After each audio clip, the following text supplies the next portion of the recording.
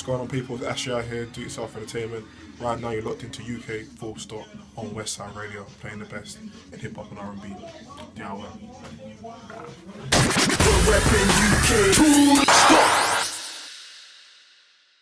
It's your time, man. Yeah. It's your time. So, Hey, man. please, for the people who need to know, Yeah. who is Ashley I? Okay, that's a great question. Actually, well, I'm an up-and-coming recording artist from Hayes, West London. I've been doing music since I started rapping when I was 13 years old.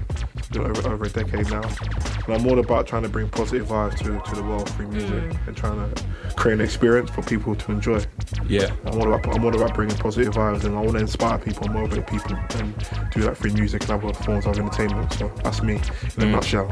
But I'm still trying to find out who I am. I've still got a lot to learn about myself. So Yeah. I hear that. That's an honest answer. What would you say has been your biggest change over that time? Because obviously, starting so young to now, there has to have been, number one, a lot of growth. Oh, definitely. And even lyrics-wise, I imagine you've probably matured quite a lot in that. That's a really good question, because when I started rapping, no one rapped in England.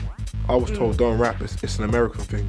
It's for America. Because when I started rapping, everyone started doing the whole grime stuff. I didn't do grime. I wanted to rap. But at the time, everyone was like, no one rapped here. Yeah. So, but there was a few guys, but they're like underground. So everyone told me not to do it, but I just knew this is what I was supposed to do because I had a lot to say at a young age. So my lyrics have always been the same. I think as I've got older, I find out who I am as a person and it reflects in my music. But when you're younger, you do get influenced by what you listen to and what's around you. But I've always had my core, which is just be myself. And I think that's why people didn't really like my music at the start, because I wasn't as good as I am now. Plus, my music was a bit different. Everyone else was talking about the same topics, what you hear. I was being me. I think people didn't understand that at the time, but I think now, people understand it now.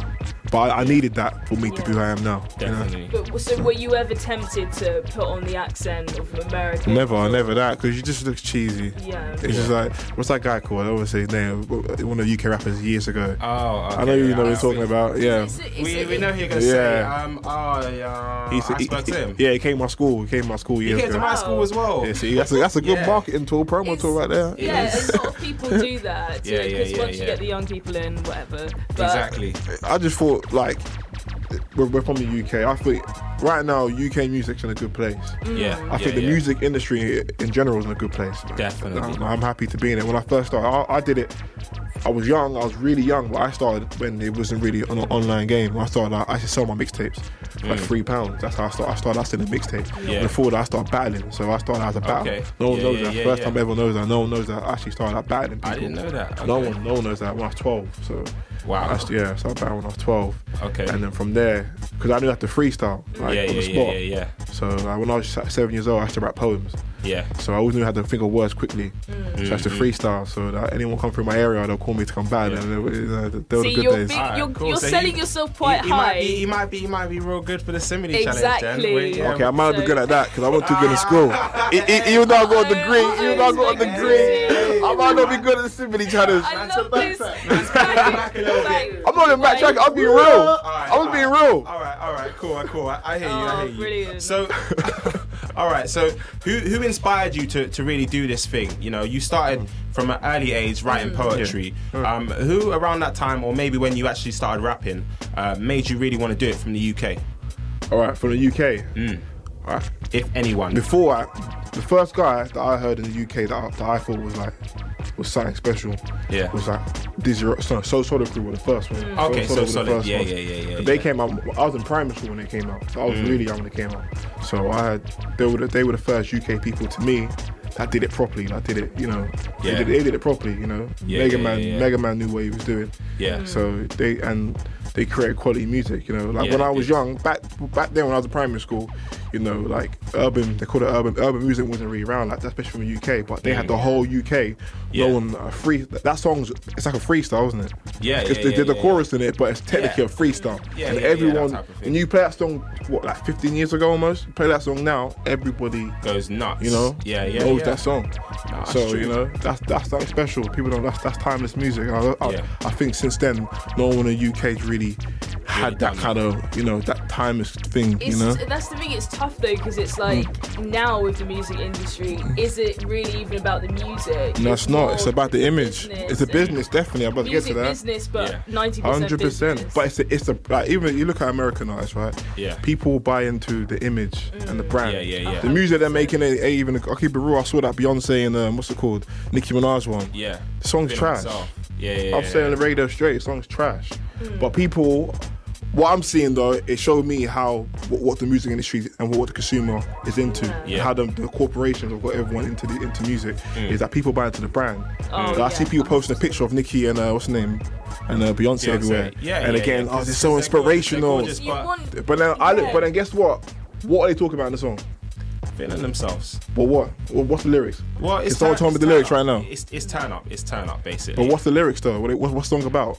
Well, this is the thing. Like I'm not the biggest fan of that track, but it will do well in the clubs. But I'm asking a question. You guys on radio, right? Yeah. You guys you pay attention to the lyrics. What is that song about? Everyone's going, oh my God, Queens, they're changing my life. It's about stunting, flexing, all that. Like, but the lyrics don't reflect. If you actually Google the lyrics, you'll be surprised what they're talking about. That's how mad it is now. Yeah. So what about your brand? Because I know your brand's pretty heavy. Yeah. D.I.Y. Yeah, do it yourself entertainment. Do it yourself entertainment. You have the hat on. You have it's obviously heavily branded. But what is the Ashley I brand? My brand, okay, what I'm trying to do, right? I'm trying to, like I say, I'm trying to entertain people, motivate people, and inspire people all at the same time. Because I think that's what God gave me the talent to do music, you know what I'm saying? So I want to use this talent to inspire, because that's what it's about. People make you a star. Beyonce, Jay-Z, whoever, you name it, whoever it is, wouldn't be a star without the people spending their time and their money into the artists. Exactly. Yeah, you know what I mean? Like, they wouldn't be nothing without the people. But I don't feel like artists they're not thinking about the consumer no more. They're thinking about personal gain. Yeah. Even with Tidal, stuff like that. It's just like, it's me, I'm for the people. And people support me. I don't want a record deal. I want to direct to consumer. I'll give my product direct. They support me because they know I'll do it for them. Yeah. I do everything myself. I record myself, I market and promote, I fund myself, I do it all myself. Because I want to be controlling of what I'm doing. When you sign to a record deal, they take away your creative control. And it comes a business with it, because they put the money into you and you've got to make the money back for them. So you're not making creative choices with your music based on what you want to put out. It's now become to do with business, because you've got to make the money back. That's why you see a lot of artists, they just do they do certain records, it's just to make the money back. And you can always spot those tracks as well. Yeah. You watch the video and you're like, I'm pretty sure he wasn't happy doing this. But that's what it is. It's the music business. It's the music business. And that's what it is. I think a lot of people in the UK are starting to clock onto that now. You know what I mean? When I was 15 years old, that's what I wanted to do. Because I always loved music, but the reason I took it as a career was when I was about 15. I saw Sway. No one really knows this. Okay, Sway from the UK. He inspired me because he was doing it with the Cypher. Back in 2005 when I was in high school. And I was mad young back then, and like I just see he did it. Like, he was selling mixtapes for $5, and they were doing heavy units. I saw and I think Little Derek went number 39 in the chart, and that's what I said, that's what I want to do, because you can be inspired by the Americans, but it's a different culture, different world out there. You see someone from the UK doing it back then, but there's no YouTube back then. He was on MTV Base, Exactly. Sway was my big inspiration. Then I met him in 2007. Banging. Sway, big up Sway. Cool. So, do it yourself. Okay, so you have the new project, 12 Days of Hip Hop. Oh yeah. So why 12 days? What's the whole idea about 12 Days of Hip Hop? I know 12 Days of Christmas. Right, I'll tell you the truth, right? So I was speaking to somebody, and someone told me he must have put a mixtape out called 12 Days of Christmas and put a song out every day. Okay. The idea, it shocked me, because I had some songs that I was sitting on, but I just thought, let me just put something out. But I thought that idea, people's attention spans are pretty low now. So if you're giving them new music every single day, they're gonna miss it, or it's just you're not gonna get the best results from your hard work. So I just thought, let's just call it 12 Days. 12 days. Hip hop. Yeah. And that's what, because I've been away for a long time. I haven't done any talking. I've been away from music. Just find out who I am as a person first before I even get back into it. And did you produce this all yourself? No, I didn't produce the record. Well, you mixed and mastered records. And that's the first time. That's a big thing for me. That's important. Oh, it's very important, especially now, because you can do it anywhere now. Music's at the point now where you don't need a record company. You just need to know what you're doing. Definitely. Because the internet, like I realized lately, like the iPhone is more powerful than I thought it was. Yeah. You know, your iPhone, that's where I'm running my whole, my whole operation from. Is from the iPhone and social media. Yeah. And then once you understand, you have to know the game we're in. Yeah. Once you know the game we're in, you can get your way in it. You can get through it. You know? Definitely. Stuff like this, what you guys doing here, is very important. Yeah. Very, very important. you, man. That's the realest. This is UK Full Stop, playing the greatest to the latest in UK urban culture. Thursdays, 10 p.m. to midnight on West Side Radio.